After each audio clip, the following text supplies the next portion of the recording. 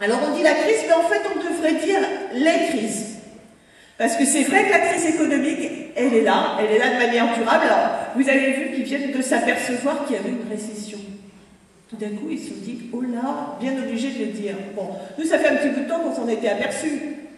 230 000 chômeurs de plus dans les 3 derniers mois, on a bien vu qu'il y avait quelque chose qui n'allait pas. Bon, et qu'en tout cas, c'était nous qui étions en train de le payer. Donc, on a cette crise économique qui est sans doute une des plus graves dans l'histoire du capitalisme. Et puis, il faut être convaincu que cette crise, on n'en est qu'au début. Je parlais des licenciements. Les chiffres qui sont avancés, c'est quelque chose comme 10 millions de chômeurs en plus dans l'ensemble de l'Europe. Donc, c'est une crise qui est extrêmement grave et il faut prendre la mesure des choses. On compare souvent à la crise des années 30, mais la crise des années 30, elle a débouché. Pour s'en sortir, les capitalistes n'ont pas trouvé d'autre solution que le fascisme et la guerre. Donc une crise économique grave, pour les capitalistes, c'est l'obligation pour s'en sortir d'imposer des choses extrêmement sévères, extrêmement douloureuses aux plus pauvres, aux plus fragiles, aux plus précaires. Donc la question, elle n'est pas de savoir s'il y a une crise. La question est de savoir qui va la payer. Et dans cette affaire-là, c'est eux ou c'est nous.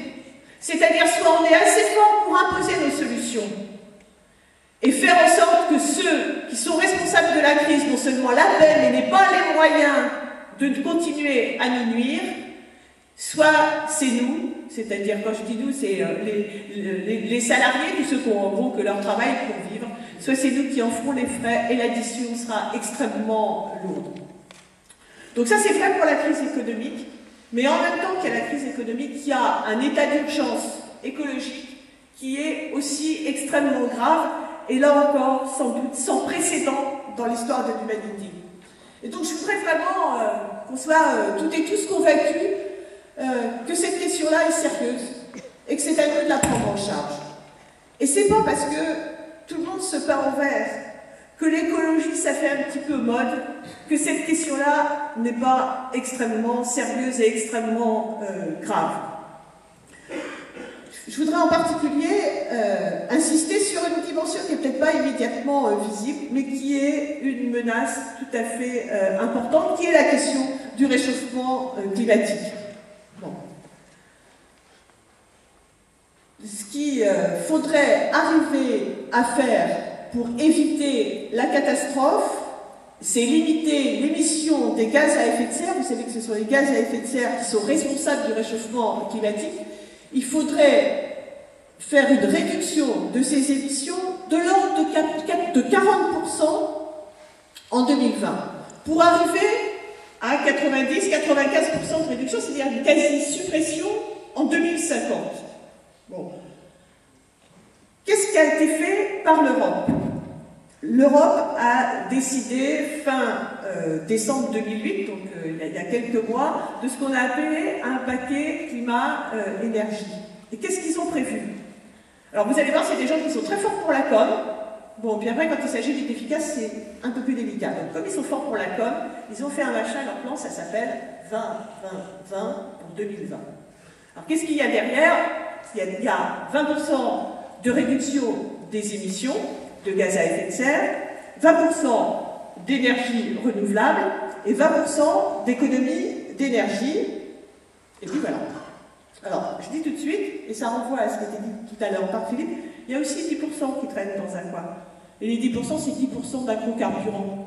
Donc, avec ce qu'a dit Philippe, c'est-à-dire cette idée monstrueuse qu'il vaut mieux utiliser la terre pour mettre de l'essence dans les bagnoles que pour nourrir les populations de la planète. Bon. Le seul problème qu'on a avec tout ça, c'est que, évidemment, ces 20%, c'est pas suffisant. Vous vous souvenez que je vous ai dit qu'il fallait arriver à 40% pour éviter la catastrophe. C'est pas suffisant. Non seulement c'est pas suffisant, mais en même temps, les moyens qui sont utilisés font qu'on a peu de chances d'y arriver. Parce que les moyens qui sont proposés par cette Europe capitaliste sont les seuls que le capitalisme connaisse, c'est-à-dire le marché, avec le marché des droits à polluer, qui fait qu'il y a un certain nombre d'entreprises qui arrivent à spéculer et à faire du fric sur le droit à polluer, qui devient un commerce. Bon. Et la deuxième méthode, qui est aussi une méthode vieille comme le capitalisme, c'est de faire reporter sur les pays du Sud, c'est-à-dire ceux qui sont les moins responsables des émissions de gaz à effet de serre, de faire reporter sur eux la contrainte de réduction des émissions. Donc voilà, ça veut dire que si on les laisse faire, il n'y aura pas une réduction suffisante, et donc il y aura une élévation de la température au-delà des 2 degrés, on va dire, admissibles, et ça veut dire des bouleversements extrêmement graves. Ça veut dire des centaines de millions de personnes frappées par la sécheresse. Ça veut dire des centaines de millions, pas les mêmes, de personnes déplacées à cause de l'élèvement du niveau de la mer dû au réchauffement climatique.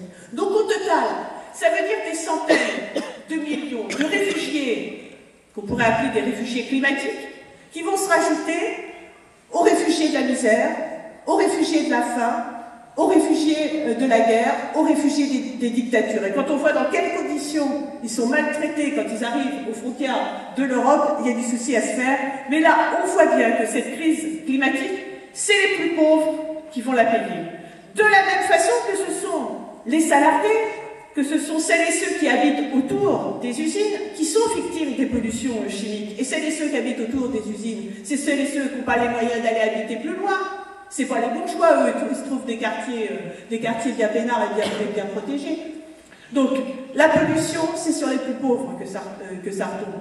Tout à l'heure, Stéphane parlait de l'agriculture, ce qu'on appelle la malbouffe, ce qu'on appelle cette nourriture industrielle qui est produite dans des conditions qui sont des mauvaises conditions de travail pour celles et ceux qui y travaillent. De la même façon que la grande distribution, c'est des conditions de travail extrêmement pénibles, qui utilisent des pesticides, qui favorisent les OGM, etc., qui sont faites par des industriels de l'agriculture, qui font crever les petits paysans et les petits pêcheurs.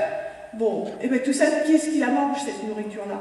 C'est les plus pauvres, alors qu'elle est mauvaise pour la santé. Donc on le voit, sur la question agricole, sur la question alimentaire, c'est aussi les plus pauvres qui sont les victimes de ces crises écologiques. Donc il faut être convaincu que l'écologie, c'est notre affaire et que c'est trop sérieux pour être laissé au marché, pour être laissé aux marchands, pour être laissé aux patrons, et pour être laissé à ceux qui font de l'écologie un fonds de commerce électoral. Donc c'est à nous aussi de proposer des solutions d'urgence sur ce terrain-là.